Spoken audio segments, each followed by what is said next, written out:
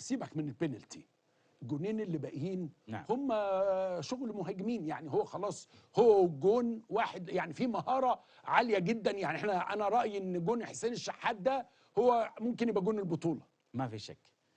الكنترول بتاع الكوره كنترول غريب جدا، وقف الكوره لا وفي راحت واقفه وراح لعبها في البعيده. احنا كلنا واحنا شايفينها بنشوف حاجه كانه الجاذبيه بتاخدها وبتقول لها روحي الى الهدف. بالضبط. في مهارات كبيره.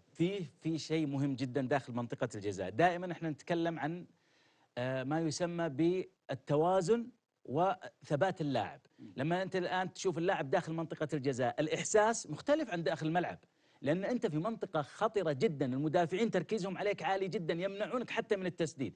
كيف فكر؟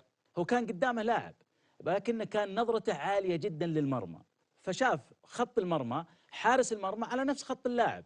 في هذه الحالة ده مش شايف، خلاص مش شايف، قفل هو، ركن الكرة بشكل احترافي، حقيقة يعتبر هدف احترافي.